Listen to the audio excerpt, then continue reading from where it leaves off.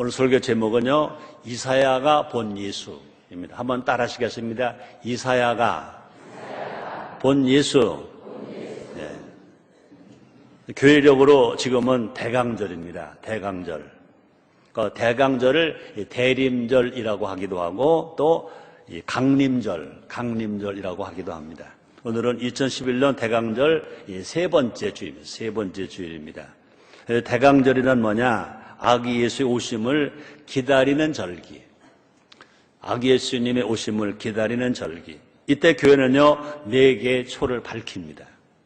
4개의 초를 밝히는데 첫째 주에 밝히는 초는 그 의미가 뭐냐? 앞에 말한 것처럼 기다림과 소망의 촛불.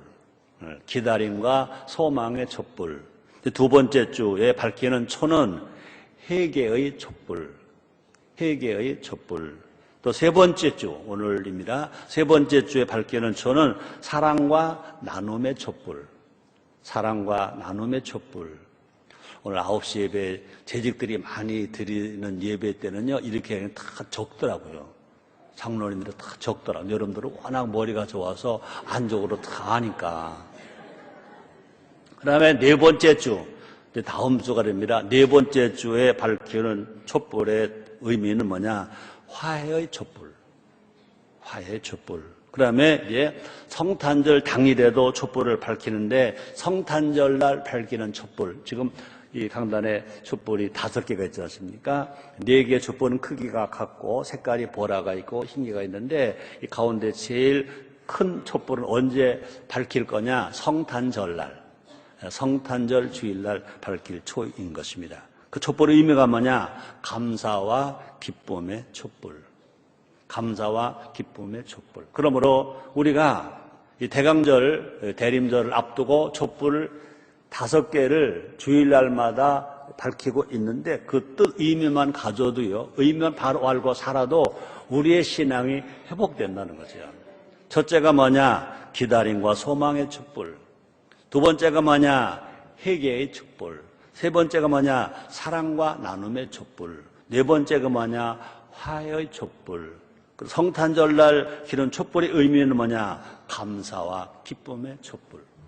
우리의 신앙이 이런 신앙이 회복되면, 이런 신앙으로 살아간다면 정말 하나님을 기쁘시게 하는 신앙이 될 것이고 사람들에게 기쁨과 행복을 주는 신앙이 될 것입니다. 이런 신앙을 가졌을 때 우리 하나님 말씀하십니다. 사랑한다. 사랑한다 그러실 것입니다. 그런데 우리 하나님은요, 누구에게 더 복을 주시냐? 요한사무서 2절에 보니까 사랑하는 자여 내 영혼이 잘됨같이 내가 범사가 잘되고 강건하기를 내가 간구하노라. 우리가 하나님은요, 우리를 정말로 구원을 하실 때는요, 사랑하시기 때문에 남녀노소 빈부귀천 구분하지 않는 누구는 예수를 믿어 구원받습니다. 그러나 정말로 우리에게 복을 주시는 것은 어떤 사람에게? 사랑하는 사람에게입니다. 사랑하는 자여 내 영혼이 잘됨같이 내가 범사가 잘되고 강을 내가 간구하노라 말씀하셨습니다. 그래서 모든 초는 아기 예수를 향한 우리의 마음인 것입니다. 아기 예수를 향한 우리의 마음, 우리 마음. 우리는요, 정말 나를 태우는 자세로 아기 예수를 기다려야 될 것인 것입니다. 저기 초가 녹아야 불이 있잖아요. 녹지 않으면 불이 없어요. 마찬가지입니다. 정말로 우리가 어떤 때는요, 희생도 하면서 우리가 태우는 자세로 살아가면 우리 마음속에 항상 예수님의 살으셔서 빛이 되시고 또 소금이 되셔서 우리 삶을 아름답게 만들어 주실 줄 믿습니다. 한번 각자가 자기에게 물어보자고요. 지금 나는 성탄절을, 예수님의 탄생을 기념하는 성탄절을 내가 기다리고 있는가? 2011년 한 해 동안 열심히 살아왔는데 정말 2011년 성탄절을 정말 내가 기다리고 있는가? 기다리고 있는가? 안타깝게도요, 세상이 먼저 성탄절을 기억한다는 거죠. 교회보다 먼저 세상이, 또 안타깝게도요, 장사하는 사람들이 먼저 성탄절을 준비한다는 거죠. 우리 인천 순복음교회 성탄절 추리를 만들기 전에 지나가다 보니까 신세계 백화점이 너무너무 호황찬란하게 성탄절 추리를 다 만들어 놨더라고요. 서울 가니까 서울 더 그렇더라고요. 그 결과 성탄절이 분명히 고요한 밤이 돼야 되고 거룩한 밤이 되어야 되는데 안타깝게도요, 누가 그러더라고요. 성탄절이 세상의 성탄절은요, 흥청망청이래. 또 시끄러운 밤이래. 시끄러운 밤이라고 그래요. 자, 그러나 정말로 우리가 기다리는 그 성탄절은 그런 의미가 아니라는 것입니다. 성탄절은요, 첫째, 고요해야 되고, 성탄절은요, 어때요? 거룩한 절기. 고요한 밤, 거룩한 밤, 주님이 나신 밤. 그러므로 성탄절은요, 어떻게 해야 되냐? 고요해야 돼요. 거룩해야 돼요. 그런 절기가 성탄절, 대강절 절기인 것입니다.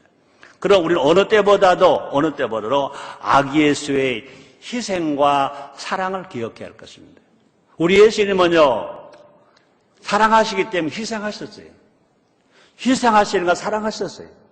하나님이신 예수님이 사람의 몸을 이 땅에 오신 것 자체가 희생이고 사랑인 것입니다.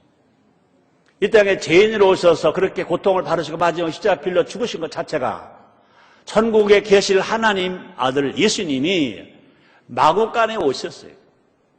또 말구에 계셨어요. 이것이 뭐냐? 희생이라는 겁니다. 예수님의 희생이고 예수님의 사랑인 것입니다. 또 우리는 어느 때보다도요, 아기 예수가 어떤 분인지 우리는 기억하고 우리가 묵상해야 될 것입니다. 자, 그래서 오늘은요, 예수님 오시기 약 600년 전에 이사야 선지자가 만난 예수. 이사야도 아기 예수의 오심을 기다린 사람이었습니다. 그렇게 기다렸더니 하나님은 그 기다림에 말씀으로 이사야에게 응답하셨습니다. 말씀으로 예수님 어떤 분이신가를 보여주셨습니다. 이사야는 아기 예수님에 대해 미리 보는 은혜를 누렸다는 것입니다. 우리가 성탄절을 앞두고 이사야 선지자가 만난 예수를 우리가 함께 우리도 만나봄으로 말미암아 이번 돌아오는 성탄절에 더 큰 은혜와 그 사랑과 행복을 갖는 여러분 다 되기를 주님으로 축원합니다. 첫째로 이사야가 본 그 예수는 어떤 분이냐? 기묘자. 한번 따라 하시겠어요? 기묘자. 그렇습니다. 이사야가 본 예수는요, 기묘자. 이사야서 9장 6절 상반절입니다. 우리 같이 한번 읽습니다. 시작. 이는 한 아이가 우리에게 낳고 한 아들을 우리에게 주신 바 되었는데 그 어깨에는 정사를 메었고 그 이름은 기묘자라. 예수님의 이름은 기묘자. 그러니까 예수님 탄생하시기 600년 전에 이사야 선지자가 예수님을 기다렸습니다. 메시아를 기다렸습니다. 그런데 하나님께서 환상 중에 그 예수님 어떤 분이신 걸 보여주는데 그 이름이 뭐냐? 기묘자다 그랬습니다. 기묘자가 뭐냐? 히브리어로 말하면요, 페레입니다. 펠레 아니고 페레입니다. 그 페레란 어떤 의미를 가져느냐? 기적, 또 불가사의한 일, 또 경이라는 뜻을 가졌습니다. 영어로는요, 이 말을 어떻게 표현할 수 있습니까? 원더풀. 한번 따라 하실래요? 원더풀. 근데 영어는요, 난 잘 못하지만 영어 하는 사람들은요, 표정이 밝더라고요. 음의 색이 있더라고요. 음의 곡조가 있더라고요. 우리가 그냥 구어책 읽는 것처럼 영희, 바둑, 철수 그러면 안 되더라고요. 그냥 원더풀 그러면 원더풀 그래야 돼요. 한번 해봐요. 원더풀. 더더군다나 이 기묘자라는 뜻, 기적이라는 뜻, 불가사의한 이라는 뜻, 아주 경이로운 뜻을 가지고 있는 원더풀을 말할 때는요, 그냥 원더풀 그러면 안 된다고요. 소리가 색이 있어야 돼. 또 원더풀이 또 흥이 있어야 돼. 원더풀 그래. 한번 해봐요. 원더풀. 예수님은 어떤 분이시냐? 원더풀입니다. 원더풀. 아기에서는요, 그러므로 어떤 분이냐? 기묘자가 뭐냐? 아주 놀라운 분. 아기에서는요, 그래서 어떤 분이냐? 놀라우신 분, 놀라우신 이인 것입니다. 또 악에서는요, 다시 봅니다. 원더풀 그 자체라는 것입니다. 그러면 사람들이 원더풀이라고 외칠 때가 있으시죠? 언제입니까? 그동안 보지 못한 것을 보고 정말 제일 아름답다고 느꼈을 때 원더풀 그래요. 오래간만에 산에가 단풍을 보면 원더풀 그래요. 오래간만에 넓은 바다를 보면 원더풀 그래요. 어떤 때는 날씨를 보고도 원더풀 그래요. 감동적인 장면을 보았을 때 원더풀 그래요. 기적 같은 일이 일어났을 때 원더풀 그래요. 존경한 분이나 유명한 사람 만났을 때 원더풀 그래요. 우리 대한민국 사람들은요, 원더풀 안 하고 뭐라 그러죠? 유명한 이 축구 스타나 뭐 농구 스타를 만나나 탤런트를 만나면요, 젊은이들이 뭐라 하니까 오빠! 그러잖아요. 그 오빠 그럴 때 오빠! 그러지 않잖아요. 오빠! 그러잖아요. 우리들도요, 원더풀 그래요. 우리가 오늘 지금 그 예수님을 만나러 왔고, 그 예수님을 찬양하러 왔고, 그 예수님 이름으로 기도하러 왔습니다. 더군다나 2011년은 성탄절 앞두고 이 귀한 예배를 드립니다. 그러므로 우리는요, 정말 찬송할 때도 그렇고, 기도할 때도 그렇고요, 설교하는 나도 마찬가지고, 설교자도 마찬가지고, 설교를 듣는 여러분들도요, 마음속에서 막 끌어올라야 돼요. 원더풀 맞아, 원더풀 그래, 원더풀이에요. 자, 이 사연은요, 악예수가 그런 분이라고 증거하고 있습니다. 이사야가 만난 예수는 어떤 사람이냐? 원더풀, 원더풀. 악예수는요, 우주에서 가장 원더풀한 분인 겁니다. 못 받아들여요? 이 세상에서 최고로 원더풀한 분이 누구시냐? 예수님. 아멘입니까? 왜 그러냐? 하나님이신 예수님이 우리를 사랑하셔서 우리를 구원하시고 인간 되셨다. 원더풀. 만왕의 왕이신 그 예수님이 우리를 사랑하시기 위하여 가장 낮은 곳으로 오셨다. 마곡간에 오셨다. 원더풀입니다. 예수님은요, 분명히 남자 없이 동정녀 마리아에게 성령으로 잉태하셨다. 원더풀인 것입니다. 그러므로 예수님은요, 탄생부터 아기에서는요, 놀라운 그 자체인 것입니다. 성탄절 밤에 예수님이 탄생하신 밤에 사람들은 아기 예수의 소식에 놀랐다고 그랬습니다. 볼까요? 누가복음 2장 18절입니다. 듣는 자가 다 목자의 말하는 일을 기히 여기되, 모두가 다 예수님 탄생하심을 듣는 사람마다 원더풀, 원더풀 그랬습니다. 기히 여기되는 뭐니까 놀랐다는 겁니다. 감탄했다는 것입니다. 그러면 아기에서는요, 놀라움인 동시에 놀라게 하시는 분.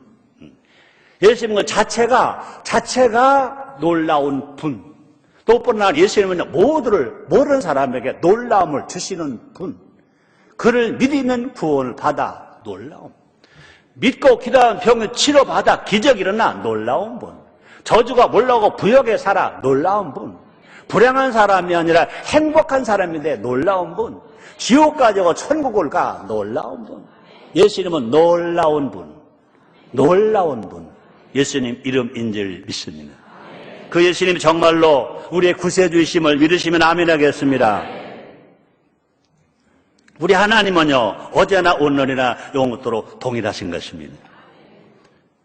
이 아기 예수는요, 놀라운 동시에 놀랄하신 분이라고 그랬습니다. 그러므로 예수님은 우리의 삶 놀라운 일을 행하십니다. 볼까요? 마가복음 9장 15절에 보니까 이렇게 기록되었습니다. 온 무리가 그 예수를 보고 심히 놀라며 달려와 문안하거늘 그랬습니다. 찬송가 가사에도요, 446장 1절에 보니까 오 놀라운 구세주 예수 내 주 참 능력의 주시로다. 큰 바위 및 샘솟는 그곳에서 내 영혼을 숨기시네. 2절입니다. 오 놀라운 구세주 예수 내 주 내 모른 짐 벗기시네. 죄악에서 날 끌어 올리시며 또 나에게 힘 주시네. 아멘입니까? 여러분 혹시라도 인생이 우울합니까? 삶이 지치고 낙심이 됩니까? 이 대강절 기간 동안 그 원더풀 되시는 놀라움을 주시는 예수님을 만나시기를 제목으로 축원합니다. 아기스를 만나면 우리 삶에 놀라운 기적이 일어난다고요. 그런 은혜, 그런 기적이 여러분 그냥 구경만 하지 마시고 여러분 것 다 되시기를 주님의 이름으로 축원합니다. 두 번째입니다. 모사. 이사야가 만난 예수님은 어떤 분이냐? 모사입니다. 한번 따라 하시겠습니다. 모사. 우리 세상에서 우리 어렸을 때는요, 모사라는 단어를 나쁜 단어로 알았었어요. 그죠? 어떤 사람 보면 말이 많고 어떤 사람, 저 사람 모사꾼이야 그런데. 근데 모사는 그렇게 쓰여지는 단어가 아닙니다. 예수님의 이름 속에 모사입니다. 볼까요? 이사야서 9장 6절입니다. 이는 한 아이가 우리에게 낳고 한 아들 우리에게 출마되었는데 그 어깨는 정사를 맺고 그 이름은 첫째 기묘자라고 그러고 두 번째 모사라. 예수님의 이름 중에 하나가 뭐냐? 모사. 이 모사를 영어로 말할 때는 뭡니까? 카운슬러입니다. 카운슬러. 상담자, 조언자, 책사라는 뜻인 것입니다. 근데 신약 성경에도 이 단어가 나오죠. 언제입니까? 보혜사, 성령님 할 때, 보혜사가 모사인 것입니다. 보혜사가 모사인 것입니다. 예수님은 우리의 고민을 들어주시는 분, 예수님은 우리의 문제를 해결해 주시는 분, 예수님은요, 우리를 변호해 주시는 분. 그렇습니다. 아이들로 말하면요, 예수님은 가장 든든한 우리의 한자로 말할 때, 백이요. 한번 따라 하시기 합니다. 예수님은 나에게 가장 든든한, 흔들리지 않는 백이시다. 아멘. 예수 나의 친구만 아니라 예수 나의 백. 예수 나의 백. 우리는요, 정말 우리를 도와줄 사람 없어. 대변해 줄 사람도 없어. 책임져 줄 사람도 없어. 그러나 걱정하지 마세요. 하나님 아들이신 구세주 예수님이 우리의 보혜사가 되시고 상담자가 되시고 카운슬러가 되시고 백이 되어 주시는 것입니다. 예수님은 그 지혜와 능력이 한이 없다고 말씀하셨습니다. 볼까요? 마가복음 6장 2절에 보니까 한번 같이 읽으시다. 안식일이 되어 회당에서 가르치시니 많은 사람이 듣고 놀라 가로되 이 사람이 어디서 이런 것을 얻었느냐? 이 사람이 받은 지혜와 그 손으로 이루어지는 이런 권능이 어찌니냐? 그 다음에 로마서 11장 3절에 보니까 사도 바울은 또 이렇게 말하고 있습니다. 같이 읽으시다. 깊도다 하나님의 지혜와 지식에 부여하며 그의 판단은 청량치 못할 것이며 그의 길은 찾지 못할 것이로다. 그렇습니다. 예수님은 누구시라고요? 모사. 세상에 누구와도 비교할 수 없는 모사. 우리의 조언자, 우리의 상담자, 우리의 대변자. 우리 모두가 다 그 예수님을 믿기만 하지 말고 구원만 받지 말고 그 예수님을 신뢰하며 살아가는 우리 모두가 됩시다. 큰 일은 작은 일이든요 예수님께 다 의지하는 거예요. 맡기는 거예요. 예수님의 이름으로 기도하는 거예요. 그러므로 바울의 기도가 우리의 기도가 되어야 될 것입니다. 바울이 이렇게 말합니다. 사도행전 22장 10절 상반절입니다. 내가 읽어드립니다. 내가 가로되 주여 무엇을 하리까? 우리가 새벽마다 기도할 때 주시옵소서만 말하지 말고 하나님 아버지요 오늘 하루 첫 시간을 우리 하나님 앞에 나왔습니다. 내가 기도합니다. 오늘 내가 무엇을 하리까? 내가 무엇을 먼저 하리까? 무엇을 일을 저질러 놓고 안 될 때 주여 도와주시옵소서 너 기도해야 되지만 일을 저지르기 전에 하나님 아버지 내가 무엇을 하오리까? 내가 어떤 일을 먼저 하오리까? 하고 우리가 기도할 때 주님은 우리를 도우시는 조언자, 상담자, 카운슬러, 보혜사 이시기 때문에 정말로 실수하지 아니하고 다시 잘못을 반복하지 아니하고 바른 길로 가도록 인도해 주실 줄 믿습니다.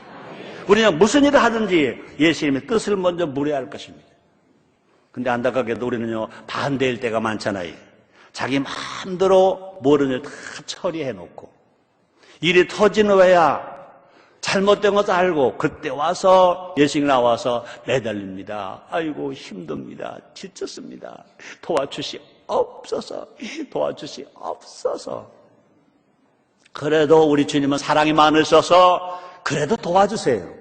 그러나 부끄럽게 도움받지 마시고 건강할 때, 힘 있을 때 어떻게 하오리까? 길을 먼저 묻고 주님이 제시한 길을 찾아감으로 말미암아 우리가 주님을 만나되 부끄럽게 만나지 말고 당당하게 동업적으로 만나서 사랑받는 여러분 되시기를 주님으로 축원합니다. 예수님 우리 모든 사정 아픔을 아신다고 그랬습니다. 볼까요? 히브리서 4장 15절에서 히브리 기자가 이렇게 말합니다.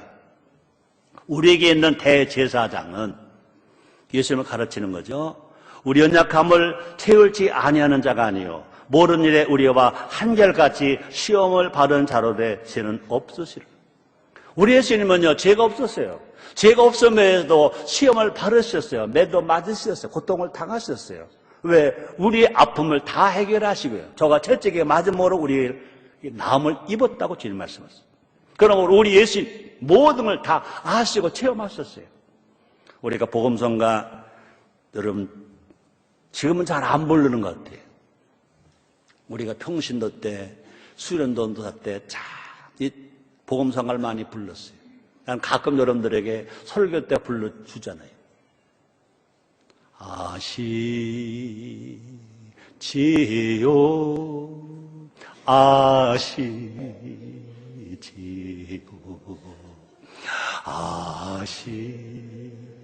아시지요 주님 아시지요 아시지요 아시지요 주님. 너무 힘들 때도 있죠. 너무 억울할 때도 있죠. 누구한테 가서 하소연도 못하고, 그죠? 그럴 때 내 가슴 속에서 터져나왔던 그 복음성가 노랫말, 그죠?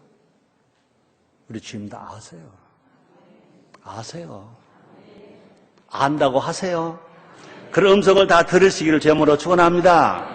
그 보좌 앞에 나아가 죄와 청명을 구하자는 겁니다. 다 아신 주님 앞에 나와서 그 예수님 앞에 나와서 하나님 성전에 올라와서 다 구하자는 겁니다.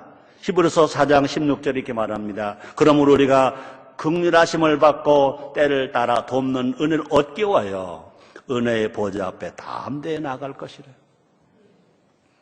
우리가 부족하더라도 하나님 우리 아버지시고 예수는 우리 구세주시고 우리를 돕는 자이시고 우리 보호자이시고 우리의 카운슬러이시니까 그 예수님 앞에 나와서 구하는 겁니다.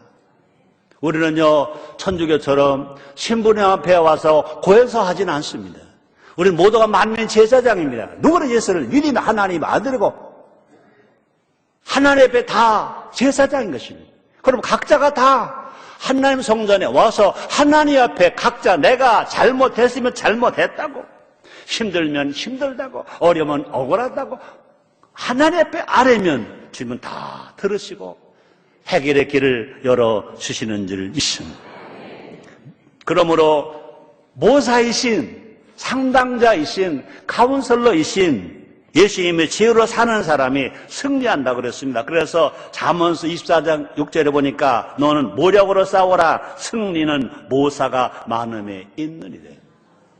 예수님을 믿는 그 신앙, 카운슬을 찾는 그 신앙이 많으면, 주님을 자주 찾으면, 주님께 더 많이 구하면 예수님 말씀하십니다. 구하는 이가 받을 것이요 찾는 이가 찾을 것이요 둘이 열 것이니 구하는 이에게 성령을 주시지 않겠다고 주님 말씀하십니다. 세 번째입니다. 이사야가 만난 예수님 어떤 분이신가? 전능하신 하나님. 한번 따라하세요. 전능하신 하나님. 이사야서 9장 6절 상반절입니다. 내가 읽습니다. 이는 한나이가 우리에게 낳고 한나들 우리에게 주신 바 되었는데 그것께는 정사를 메었고 그 이름은 첫째 기묘자라, 두 번째 모사라, 세 번째 전능하신 하나님. 예수는 어떤 분이냐고요? 전능하신 하나님. 그냥 하나님만이 아니라 전능하신 하나님. 하나님은 창조주이십니다. 근데 그 하나님 전능하시다. 모르시는 게 아무것도 없다. 못하는 것이 아무것도 안 계시다. 그러면 전능하신 하나님. 일반적으로 구약 성경에서 전능하신 하나님이라 하면 엘샤다이 이랬습니다. 엘은 하나님이죠. 근데 이사야서 9장 6절은요, 좀 다른 히브리어를 썼습니다. 본문에는요, 엘 기보르라고 썼습니다. 기보르가 뭐냐? 형용사일 때는 힘센, 강한, 용감한 그런 뜻입니다. 자, 근데 기보르가 명사일 때는 뭐냐? 용사, 전사, 우두머리, 더 높을 수 없는 사람, 그럴 수 있습니다. 그래서 본문에서 전능하신 하나님은요, 어떤 의미입니까? 강한 용사. 예수님은 강한 용사이십니다. 이사야가 본 아기에서는요, 강한 용사인 것입니다. 사탄의 권세를 멸하시는 힘이 있는 강한 용사. 예수님 친히 말씀하셨습니다. 너희가 내 이름으로 첫째 귀신을 쫓아내며 새방아를 말하며 뱀을 집으며 무슨 독을 마실 죄를 받지 아니하며 병든 사람에게 손 얹어 나으리라 하시더라 말씀했습니다. 예수님은요, 승리를 가져오는 강한 용사. 예수 안에는요, 실패가 없어요. 예수 안에는 불행이 없어요. 승리가 있어요. 행복이 있어요. 또 예수님은요, 백전백승의 장군인 것입니다. 그래서 예수님 어떤 분이냐? 전능하신 하나님. 그 예수님께서 누가 되시냐? 우리의 구세주가 되신다. 그 예수님께서 우리의 영원한 대제사장이 되신다. 그 예수님께서 우리의 스승이 되시고 멘토가 되신다. 그 예수님께서 더 친근하게 우리의 친구가 되신다. 그 예수님께서 우리의 신랑이 되신다. 그 예수님께서 나의 삶의 여러분 모두의 삶의 주인이 되신다. 강한 용사하신 예수님께서 마귀를 멸하셨다고 지금 말씀하셨습니다. 그래서 요한일서 3장 8절입니다. 우리가 같이 읽으시자. 죄를 지는 자는 마귀에게 속하나니 마귀는 처음부터 범죄함이라 하나님의 아들이 나타나신 것은 마귀를 멸하려 하심이니라. 에덴 동산에서 아담과 하와는 행복했어요. 근데 마귀가 아담과 하와를 속였어요. 선악을 알게 한 나무 열매를 따먹어라 그랬어요. 하나님 먹지 말라 그랬어요. 하나님 먹지 말라 정령 죽으리라 그랬습니다. 근데 마귀는 그렇지 않습니다. 너희가 눈이 밝아지리라. 하나님 선악을 구분하게 될 것이다 하고 거짓말했습니다. 근데 아담과 하와는 속았습니다. 그러나 마지막 오신 예수님은요, 마귀를 멸하러 오셨습니다. 그럼 우리가 예수 믿고 구원받고 성령 충만하면요, 마귀에게 속질 않아요. 마귀를 물리치며 살아갈 수 있습니다. 우리가 예수의 이름으로 기도하면 귀신을 쫓겨나가고 마귀가 떠날 것 믿으시면 아멘 하겠습니다. 그래서 예수님께서 세상을 이기셨다고 그랬습니다. 볼까요? 요한복음 16장 33절입니다. 우리 같이 읽습니다.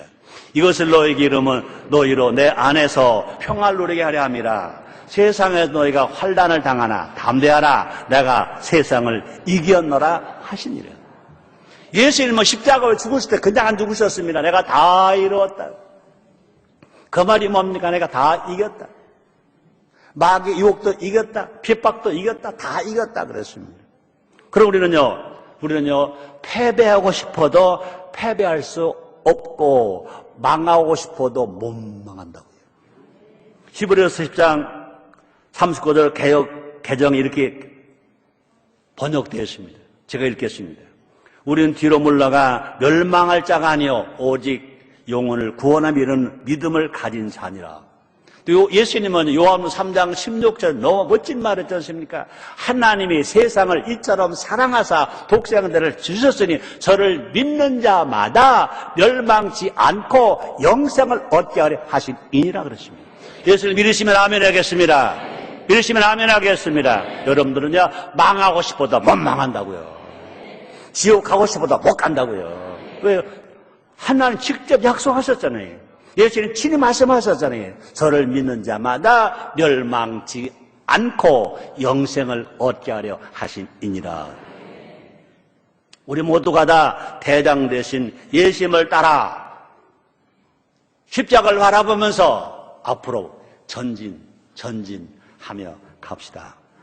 우리의 삶에 날마다 예수님을 주인으로 모시고 살자는 것입니다. 그랬을 때 우리는 모두가 다 승리가 넘치고 행복이 넘치고 감사가 넘치는 복된 삶을 살아가게 될 줄 믿습니다. 네 번째입니다. 평강의 왕. 한번 따라 하시겠습니다. 평강의 왕. 예수님 탄생하시기 600년 전에 이사야가 본 예수님 어떤 분이냐? 평강의 왕이라는 겁니다. 볼까요? 이사야서 9장 6절입니다. 이는 한 아이가 우리에게 낳고 한 아들 우리에게 주신 바 되는데 그 어깨는 정사를 메었고 그 이름은 기묘자라 모사라 전능하신 하나님이라 영존하신 아버지라 평강의 왕이라.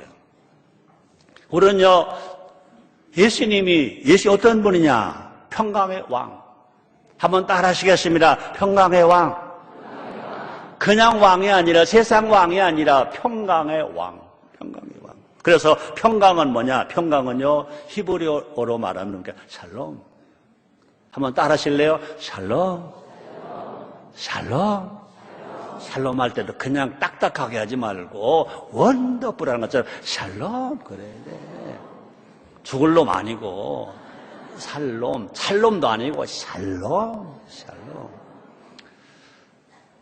우리 교회가 예배할 때마다 어떻게 예배가 되는 걸 참 의미를 보세요.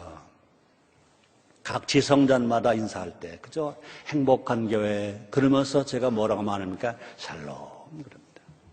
다문화 교회 샬롬, 연수성전 샬롬, 성산교회 샬롬, 대전중앙교회 샬롬, 대성전에 못 들어오신 4천 국제홀에서 예배드린 성도님들에게도 샬롬. 샬롬. 우리 기독교는 크게 두 가지 인사를 잘해야 됩니다. 하나님을 향한 인사와 사람을 향한 인사입니다. 그죠? 하나님을 향한 인사는 뭡니까? 할렐루야. 하나님을 찬양합니다. 하나님을 찬양합니다. 이겁니다. 그 다음에 사람을 향한 인사입니다. 샬롬. 당신에게 평안이 있기를 빕니다. 당신에게 평안이 있기를 빕니다. 이것이 건강한 신자예요. 우리는요, 할렐루야만 하면 안 돼요. 샬롬도 해야 돼요. 하나님만 찬양하면 안 돼요. 사람도 축복해줘야 돼요. 이것이 건강한 신앙입니다. 우리가 정말로 샬롬이 필요 없다면 우리 예수님이 샬롬의 왕으로 오지 않으셨다고요. 샬롬이 필요 없다면 성경에 샬롬이라고 기록이 안 됐어야 된다고요. 성경은요, 할렐루야만 기록되지 아니하고 샬롬도 기록되어 있다고요. 우리는 먼저 하나님을 찬양합니다. 하나님 이름을 높입니다. 할렐루야 합니다. 그러면 잘 들으세요. 서로 성도가 만났다. 먼저 만난 사람이 먼저 인사합니다. 할렐루야. 하나님을 찬양합니다. 하나님 이름을 높입니다. 그래야 돼요. 그 다음에 그 인사를 받는 사람은 똑같이 할렐루야 그러지 말고 샬롬. 샬롬. 당신의 평안이 있길 바랍니다. 정말 당신이 행복하길 원합니다. 그런 의미인 것입니다. 악에서는요, 그냥 샬롬만이 아니라 뭐래요? 샬롬의 왕이래. 예, 평강의 왕. 평강의 왕. 그냥 스타만 아니지, 스타 킹이래. 스타 킹. 샬롬 왕. 샬롬 왕. 여러분들은 아마 워낙 신령하셔서 스타 킹을 안 보시는가 봐. 근데 또 보시면서도 교회 왔다고 그래서 심 뚝 떼고 오른 척 하지 말아요. 분명히 예수님은요, 그냥 왕이 아니라 샬롬 왕. 그냥 스타가 아니라 스타 킹. 사실 스타 킹은 다 어디서 나왔습니까? 성경에 나왔잖아요. 샬롬의 왕, 샬롬 왕. 그럼 예수님은 우리에게 뭘 주십니까? 참 평화를 주신다. 예수 아니고는 평화가 없습니다. 유대인이 인류에게 평화 못 줍니다. 예수님 주러 오셨습니다. 요한복음 14장 27절입니다. 우리 한번 같이 읽어요. 시작. 평안을 너에게 주노니 곧 나의 평안을 너에게 주노라. 내가 너에게 주는 것은 세상에 주는 것까지 아니하니라. 너희는 마음에 근심도 말고 두려워하지도 말라. 그 다음에 또뿐이 아니라 누가복음 2장 14절에 보니까 예수님이 탄생하셨을 때 천사들이 어떻게 노래합니까? 같이 읽어 시작. 지극히 높은 곳에서는 하나님의 영광이요 땅에서 기뻐하심 입은 사람들 중에 평화로다. 여기서 평화는 영어로는 피스로 되었지만 그 의미가 약합니다. 히브리 말로 샬롬. 헬라어로 에이레네. 그냥 전쟁 없는 평화, 안 싸우는 평화 이 정도가 아니라 정말 더 버틸 수 있는 평안, 행복, 더 버틸 수 없는 것. 그러므로 정말 인간이 받을 수 있는 최고의 그 행복이 뭐냐? 그건 뭐냐? 샬롬, 에이레네 그런 것입니다. 세상의 평안은요, 창과 칼의 무기에 의해서 평화를 뺏어 오려고 합니다. 내 것 만들려고 합니다. 그래서 세상의 평화는요, 내 것만 지키려고 합니다. 국력을 지키고, 자산을 지키고, 기업을 지키고, 그래서 나 혼자 내 나라만 살겠다고 하는, 그래서 평화를 찾지만 그건 아니라는 것입니다. 예수님의 평화는요, 예수님의 평화는 우리가 인간이 찾아서 되는 것이 아니라 예수님이 찾아오셔서 되는 겁니다. 예수님은요, 평강강으로 우리를 구원하시고요, 어디 오셨어요? 세상에 오셨어요. 마국간으로 오셨어요. 말구에 오셨어요. 또 예수님은요, 공생에 사역하시면서 누구도 관심 없었던 38년 된 병들을 찾아오셔서 치료해 주셨습니다. 모두가 애면한 군대 귀신 들리는 거라사인을 찾아오셔서 그 귀신을 쫓아주셨습니다. 아들 잃고 슬퍼하는 나인성 과부를 찾아오셔서 죽은 아들을 살려주셨습니다. 사람들을 거부한 3마리 여인에게도 납비를 5번이나 가르친 여인에게도 찾아오셔서 그를 영생을 구원받게 하셨습니다.